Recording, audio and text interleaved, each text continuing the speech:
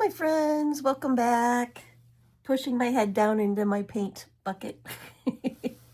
But this morning, I haven't been able to paint pour in a while because I've been doing all these updates on my website. So go check my website, paintpouracademy.com, and there's a 30-day paint pouring challenge, and it includes 4 of my lessons: the color theory, the pouring medium lesson, the cell magic, and then the paint pouring basic. So it's a big value. It's only $30.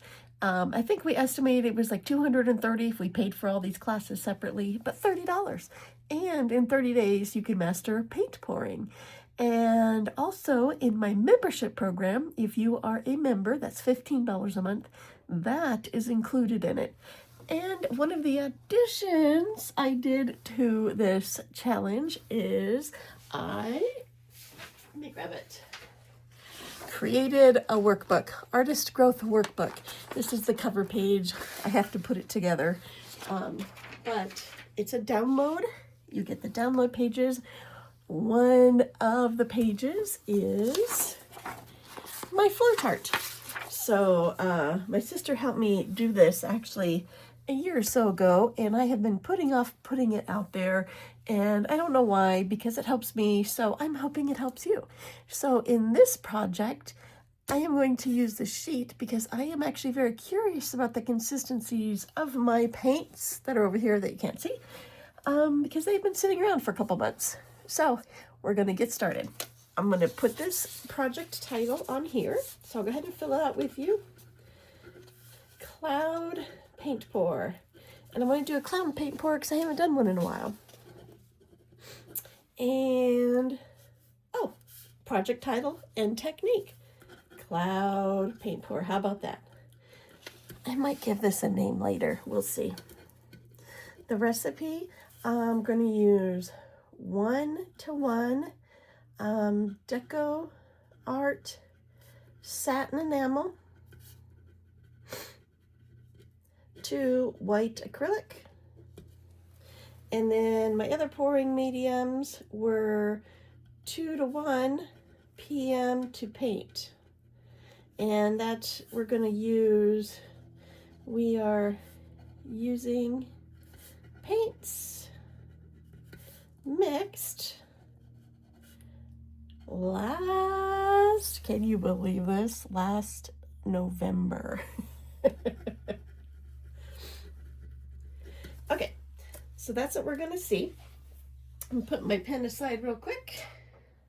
I'm going to, now mind you, these are just for my notes, for my notebook. So you'll be doing the same for you. You write whatever you want, and as you go, write.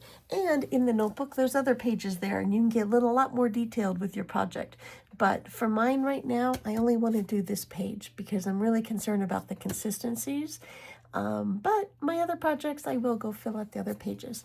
And if you are watching this today or tomorrow, as it is a new video, on Wednesday, my members, we are going to do a Zoom call. So go check out the member program, go enroll in the member program, and you'll see the Zoom link to register. We're going to talk about this notebook, and I'm going to help answer any of your other questions you might have. So let's get this started. Okay, I think I want to use, okay, here's a little bit of red.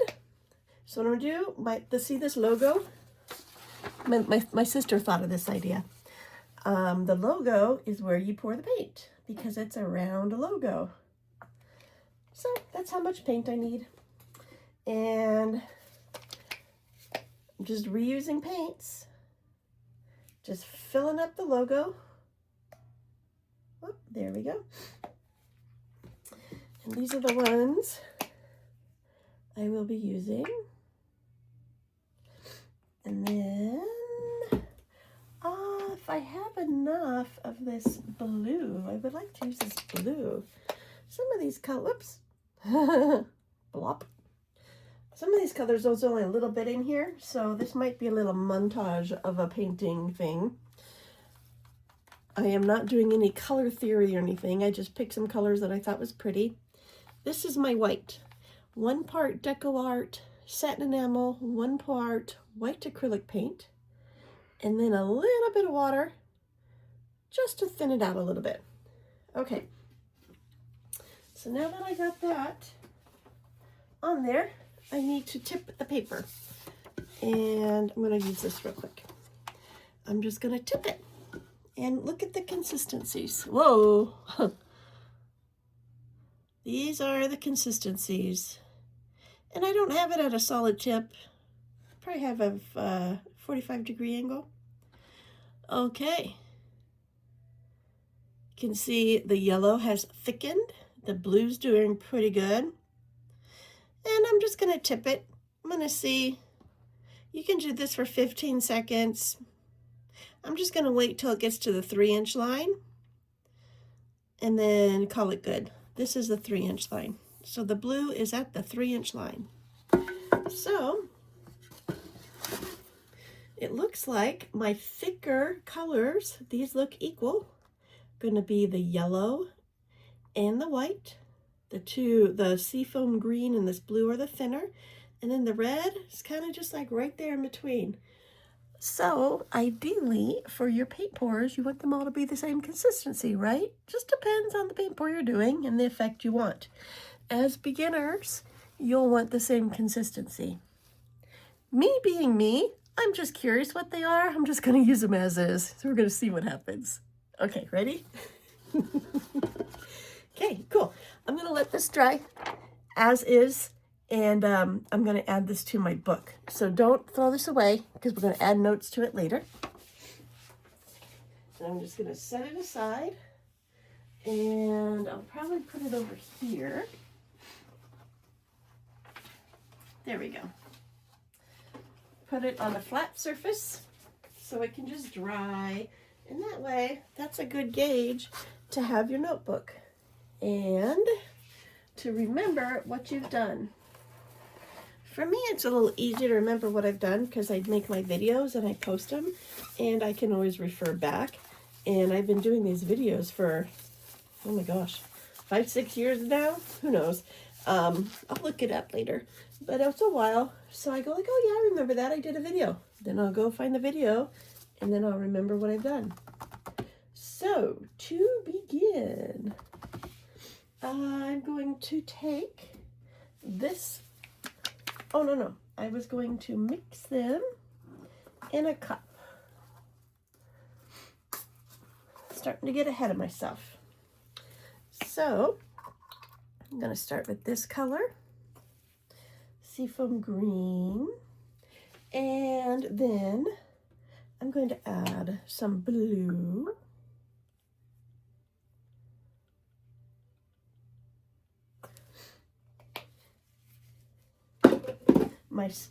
I zoomed in on here so you can see here, so you can't see my desk, which I wish I did let you see my desk. It's kind of a hot mess right now. But the rest of my room, I've been working on cleaning the past couple months, and it's looking great. Okay. So these are the 4 colors. See my red. I'm going to tip this upside down for a second. And then I'm going to take my cloud mix.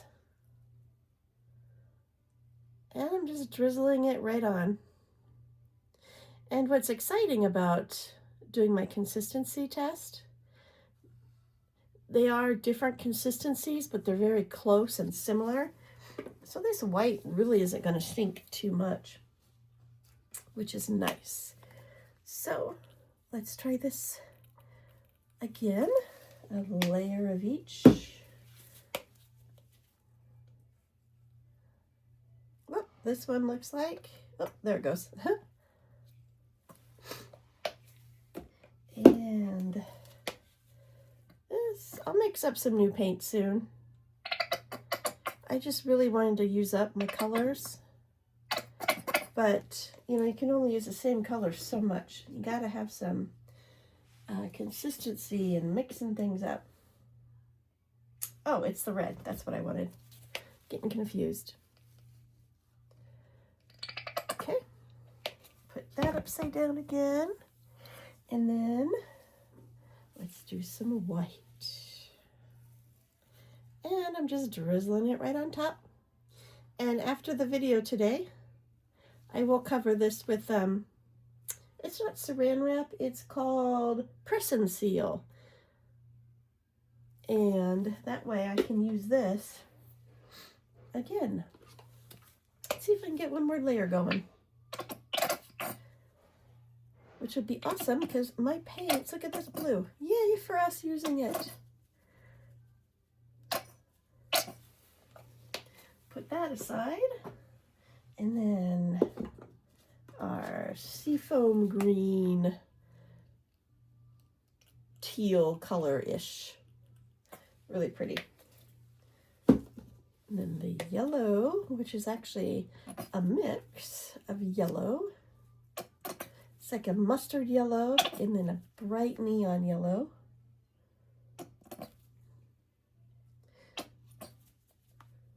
Whoops, here I am making a mess. And you know what? That one looks like it's done. But I have a backup. I had made too much of this yellow. And then, here we go. This will probably be the last of the red too. Awesome. We're doing great at using the colors. Okay. Now, I would like to make a little puddle here. And what color? I might do it out of the yellow. Let me put this because I have so much of this yellow. I just want to put kind of a yellow base. And this was thick like the white, so that'll be just fine. Okay, so now, hopefully I didn't overfill this too much. There we go.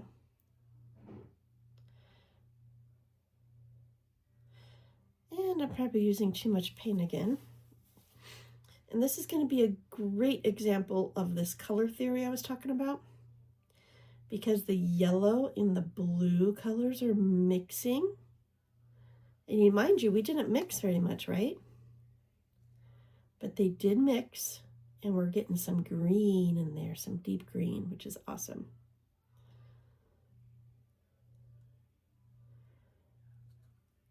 And this is the tree ring or ring technique.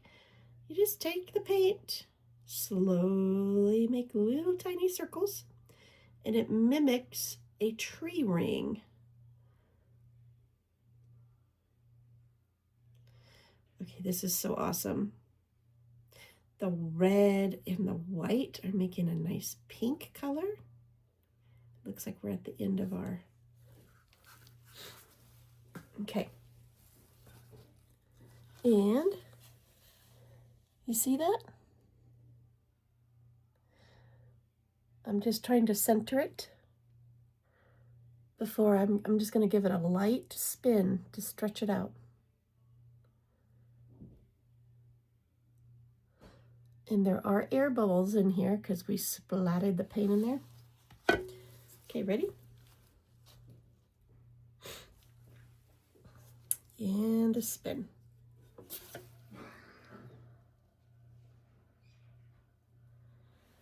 My cat pushed my door open. It's cracked, so you can probably hear my husband walking around in the hallway. Okay. Look at that blue. Let's give it another spin.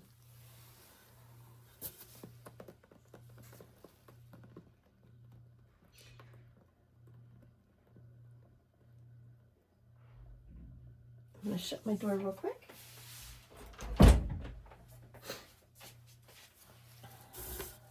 Oh my goodness. Oh my goodness. I love it. Okay. And I'm just gonna see those edges. Just rolling my finger. Tilting it ever so slightly. Oh, there's my cat. Trying to bust in. For 4 years she's been doing this.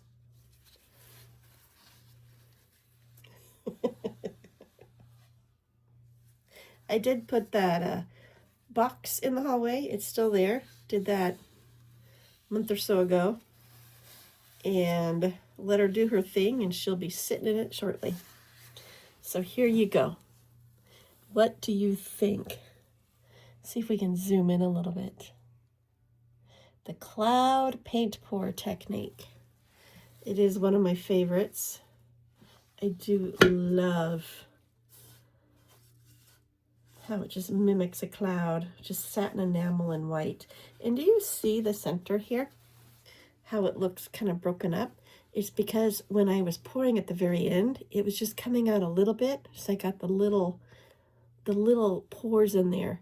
So when you stretch and spin, it details that when it comes out. So we're going to let this sit and dry. And I will post a recap video when it is dry. So let me know what you think in the comments of this video. Go send me a message. And thank you for paint pouring with me. See you later. Bye.